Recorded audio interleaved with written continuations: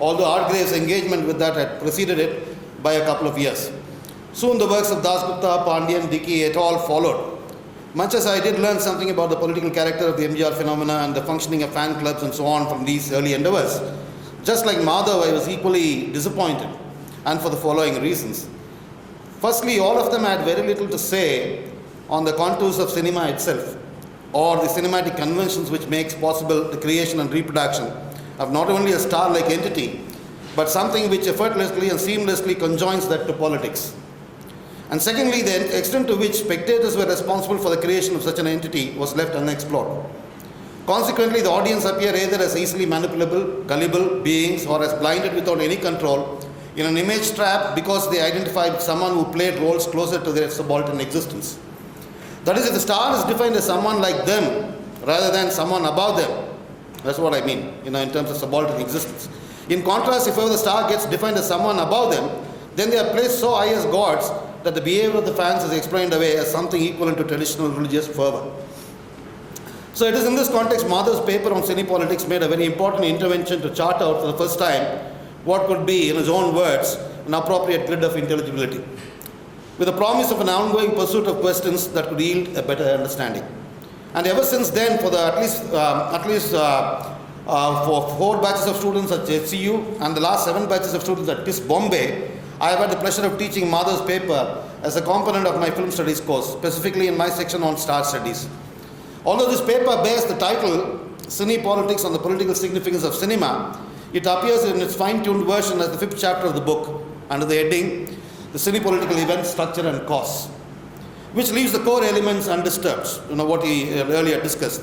The original title of this paper, however, is now given to the first paper of the book, first chapter of the book, with an entirely different content.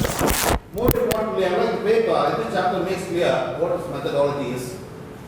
Okay, firstly, in terms of its content, in order to highlight the problems involved in those models which either attempt to wholly explain this phenomenon in terms of cultural or religious factors, or arbitrarily attributed to a process of manipulation that employs cinema as an effective tool of communication, political communication, Madhav raises entirely a new set of questions that has not been posed till now. One, in what way does the existence of parliamentary politics itself play a role in the emergence of cinepolitics? And two, in what way does the presence of cinema than the popular theatre encourage the process of intermeshing of cultural form and politics? And only after this he sets forth the 3 crucial questions which are in a way already posed by his earlier paper. One, why only some stars succeeded in the political realm and not others with similar star personae? Why they succeeded only in some parts of the country and not in others? And 3, why other political parties did not similarly try to propagate the political message through cinema, or more crucially, even if they did, why did they not succeed in doing so? After this, when he moves on to discuss his methodology, he emphatically rejects the deployment of any inductive procedure in tackling these questions. He points out that rather than pursuing the question of how and why to the history of cinepolitics, he is interested in developing a historical construction which attempts to bring diverse array of elements from a grid of intelligibility within which this history finds its meaning. A historical construction, according to him, is different from a reconstruction, as it does not attempt to tell the truth as it happened, but rather devise a way to make the ruins of the past yield up their meaning. Unquote. Now I want to pause here for a moment as to why he rejects the inductive approach, much as it may have some validity. To rethink the issue within such a procedure, the concerned questions may be reformulated as follows. 1. How does an X become a star? What are the necessary and sufficient conditions for such an event to occur? And 2. How does a star become a political representative of a people? What are the necessary and sufficient conditions? The first question is a legitimate question, as the emergence of stars is a recurrent phenomena in the history of cinema, ever since the advent of narrative filmmaking, and we can identify a set of necessary and sufficient conditions in this case, although we can never predict such an event with the degree of probability that's possible in the occurrence of a natural event. The second question about the star becoming a political representative of people within such a procedure is blatantly a wrong question. Firstly, because we are not dealing with a recurrent or pervasive phenomenon. And secondly, because as everything depends in this case on contingent historical events, we cannot conceive of them in terms of necessary and sufficient conditions. All we can speak of are conditions that emerged owing to the fusion of several contingent trajectories in the history of the country, its regions, cinema and politics, making such a cinepolitical event possible, and that's the approach Madhav has rightly taken. When it comes to the first question, however, Madhav does not deal with it directly, but a sediment of it emerges in the way he conceptualizes the surplus associated with the star figure as both economic and political. That is a star value and star power. And he focuses more on the latter rather than the former because only a few stars acquire star power as against all those who acquire only a star value. Moreover, he is primarily concerned with identifying the historical developments which made this particular phenomenon possible in South India. When it comes to the acquisition of star power, in the case of MGR, NTR and Rajkumar, he locates crucial shifts in narrative structure, characterization and genre. Firstly, gynocentric narratives give way to androcentric narratives. Secondly, the gradual elimination of the autonomy of the comedian recasts his role as that of a sidekick and a surrogate fan. Thirdly, the heroic image itself undergoes a change by attracting a paternal function to an otherwise unmarried young male character, such that all authority is centered in his figure, as against those elderly and aged patriarchs of early socials made in the Madras presidency style. Fourthly, and simultaneously, a generic blend emerges, such that these figures can carry over the process of identification, meaning and pleasure they are associated with in the folklore and historical genres, which catapult them into stardom. Consequently, the figures can still parade around. These figures can still parade around as surrogate kings, even in social melodramas. All these mechanisms, according to Madhav, facilitates symbolic identification, that of the ego ideal, the star as someone above, rather than as someone similar or equal, as in the case of imaginary identification of the ideal ego mode. With that, the star also acquires an additional sublime, indestructible body. And as a corollary to that, only in the case of symbolic identification we can speak of the acquisition of star power, or where, owing to such factors, it becomes possible to forge a virtual political community centered on the star. In these cases, the virtual political communities also fuses with the linguistic communities imagined in the regions of Andhra, Tamil Nadu and Karnataka, which was already made possible with great impact by cinema rather than literature or theatre, and much before the linguistic divisions of the states, with the emergence of the talkies.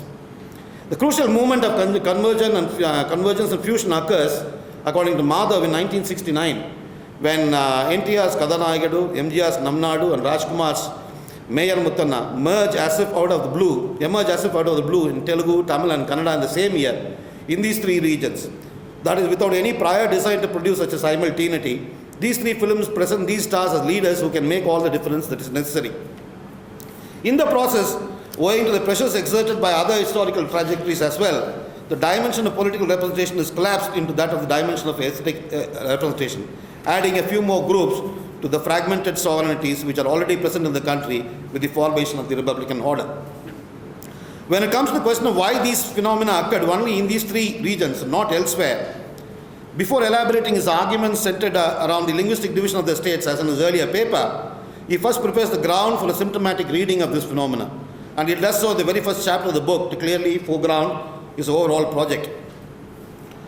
If his earlier paper focused on political significance, he now shifts gear to focus on the more crucial issue of political existence.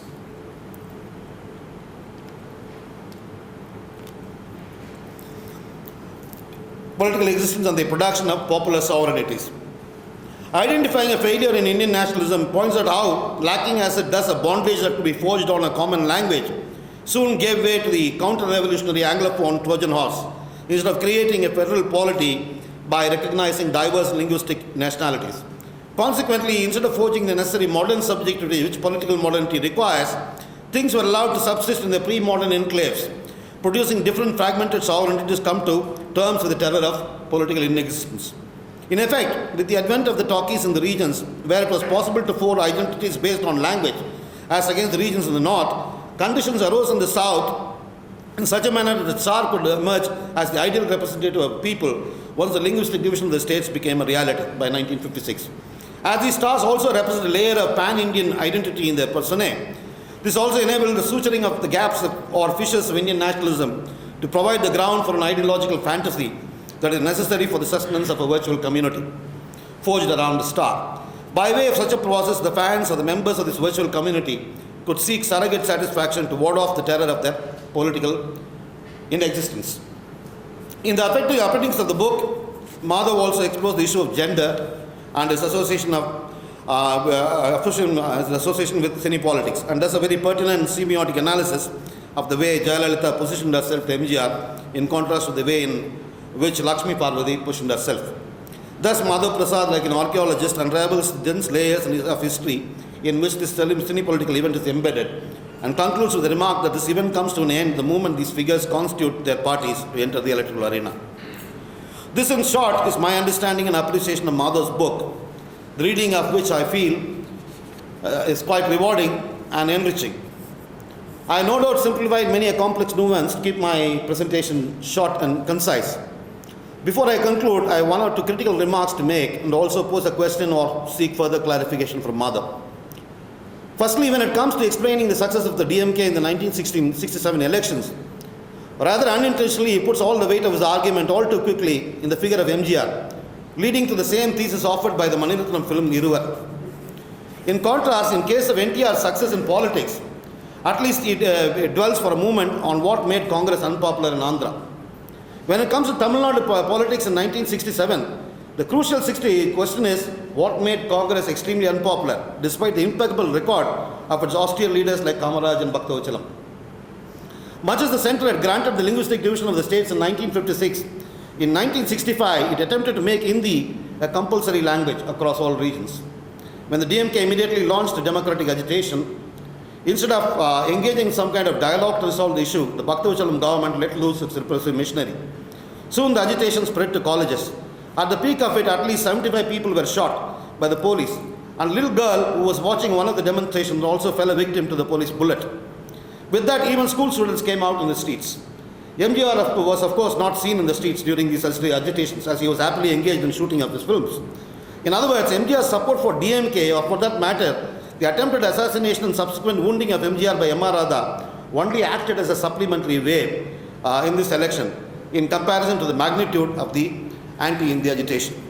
Secondly, in order to correct the records, it must be mentioned that as and when MGR forged his party, although many of the leaders of his various fan clubs were given positions of power within his party, even major leaders of the DMK like Nedunchezhan along with their cadres abandoned DMK to join ADMK.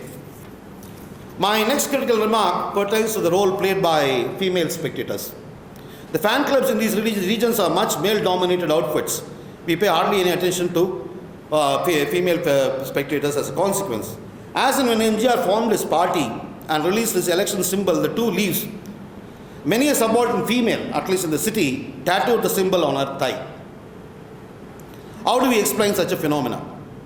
Much as MGR's screen persona, as far as the narrative is concerned, keeps romance at a distance, the paranarrative elements like songs opens out the dimension of the erotic, irrespective of the gender of the spectator in question.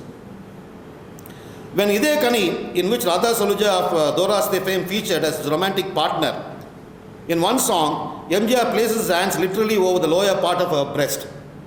Immediately, many male member in audience screamed, "Vadyare nalla amuka amuka," means master is squeeze. That's what these guys. The whole role is figure played in the fantasy of subaltern female spectators, most evocatively brought out by Jayakanthan's short story Cinema Pona Chittalu, or the construction worker who went to the cinema. In this story, the female laborer, during several occasions, refuses to have sex with her husband. But one day, when he rather unwittingly lands up at home with the MGR t-shirt, she falls over him to make passionate love, the kind he has never seen before. Although, to make his argument as watertight as possible, Madhav focuses only on the symbolic identification, relegating the imaginary dimension as a non-issue. I would insist that both are at play, because before star power can be created, star value must be created. And the question of star value is certainly associated with imaginary process of identification. As far as the question of who is the proper inheritor of MGR's legacy in politics, I wish to point out that MGR himself settled the issue, at least in the popular mind, when he jointly held aloft with Jayalalitha the golden scepter presented to him at the inaugural of the World Tamil Conference at Madurai in 1981. Finally, as a concluding observation, I wish to point out that one of the most provocative statements that emerges from Madhav's book is the claim that cinema is a political institution. I'll be much obliged if you can clarify this during his response. Thank you. Thank you very much for listening to me.